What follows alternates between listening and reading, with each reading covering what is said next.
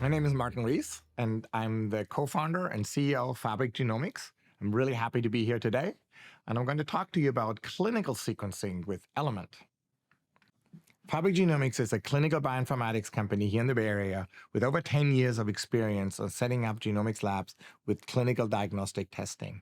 Our mission is to scale centralized and decentralized genomic testing to achieve rapid turnaround times and to maximize the diagnostic yield with Fabric AI.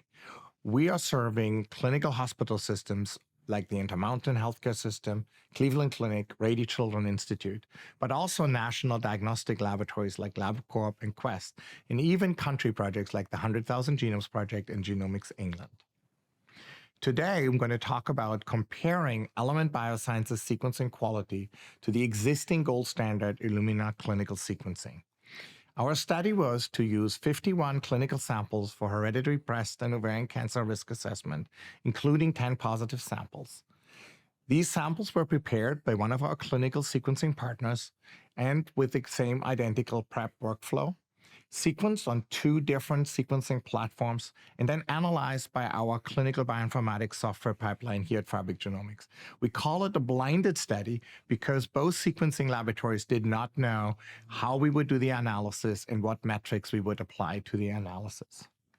The metrics we used were technical metrics, mapping quality, coverage correlation, coverage evenness, variant call concordance, as well as clinical metrics, the detection of pathogenic variants, and the calling accuracy on clinical variants. This is the clinical processing workflow. We start with 51 DNA samples, and they were then enriched with the Nextera Flex enrichment library kit preparation for the Illumina TrueSight 100 hereditary cancer panel with 113 genes. They were sequenced by our partners on the Illumina NextSeq 500 at 400x read coverage. In total, the target regions were 1,895. In parallel, they were also sent to Element for adding the adapters and then sequenced on the Element Biosciences AVITI sequencing platform. The data came back as FASTQ files. They were then analyzed by our bioinformatics pipeline for read mapping and variant calling using the Sention software. And then they produced the variant files and processed by the Fabric Genomics bioinformatics pipeline for clinical reporting. Here are the 51 samples that we used. 46 were from clinical patients, cancer patients, and 5 were additional Coriell control samples. These are validation samples that are in standard used in clinical testing and clinical validation to set up clinical workflows in CLIA laboratories. On this slide, what we can see is a view of the read mapping of the sequencing to the reference sequence for one of the most famous cancer genes, BRCA1. And what you can see is that these reads that come from the sequencer map very, very nicely to the target regions, which are the blue regions on the bottom, both for the Element and the Illumina sequencing. And what you can see, if you look real careful, you see a slight little color changes showing that Element even has less sequencing and mapping errors compared to Illumina. Another measure is the mapping quality, which is basically the alignment rate for 51 samples. So what percentage of the sequencing reads align to the target regions? And then you can see on the left side, it's over 99.6%. That means a lot of the costly sequencing are mapped successfully to the target region. And on the right side, we use a measure called the high map Q value. So that means only reads that are mapped at high quality to the region are used for the analysis. And we can see again, 97% and higher coverage and mapping quality from Illumina and Element Biosciences. Another measure is the target mean depth. We know we're sequencing to 400x, and what we can see is the correlation between Illumina and Element on the read coverage, and there's an incredibly high correlation between the two of them. They look incredibly similar. And what that means is that the bioinformatics analysis could be very standardized and can be used pretty much interchangeably between Illumina and Element.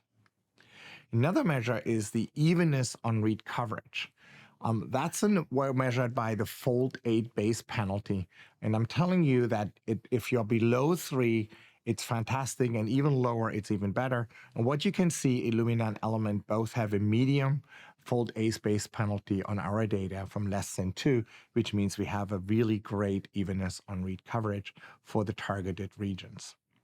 Now let's talk about the clinical as metrics and the clinical assessment. So we're looking at the single nucleotide variants and the call concordance. In total, what we found was 20,000 total variants were detected on the 51 samples, and we see incredibly high concordance. Now, if we look at the clinically classified variants in the Fabric Genomics database, these are the ones that are clinically relevant, and they are also present in ClinVar with very high confidence. In total, there were 279 sites are present in our 113 cancer samples, and of them, in 217 of them, for each of the 51 samples, there was identical genotypes. So that's a fantastic number. Only 2 sites of these 279 clinical sites had some discrepancies, and these were due to long haul homopolymer runs, and the read mapping. For the read mapping is really difficult. Both of these variants actually are classified as benign variants in our database, so they're not as relevant for clinical reporting. And here's a picture of that site, which is difficult to call. And what you can see is that there's a lot of deletions, and the length of deletion varies among the different sequencing alignments between Element and Illumina. On the bottom is the long run of A's, and this is a typical known factor for read mapping quality on these homopolymer runs. In summary, from a clinical findings perspective, across 51 samples, we found all 10 pathogenic and likely pathogenic variants. And on the right side, you see a first clinical sample report using Element data processed to the Fabric Genomics clinical pipeline. And you see a typical patient report for hereditary cancer panel test and cancer risk. In conclusion, we had very high concordance between Illumina clinical sequencing to Element sequencing. From a workflow perspective, we have a seamless workflow compatibility to support clinical sequencing protocols. And the results from this study show that the Element is an attractive clinical sequencing option already today. If we look into the future, we believe that the Element biosequencing technology can be seamlessly integrated into our Fabric clinical turnkey solution and therefore be distributed to a lot of clinical labs out there very rapidly. I would love to congratulate the Element team for a great accomplishment and the successful launch today.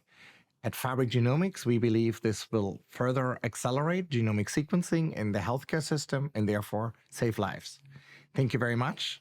Again, my name is Martin Reese, the CEO of Fabric Genomics.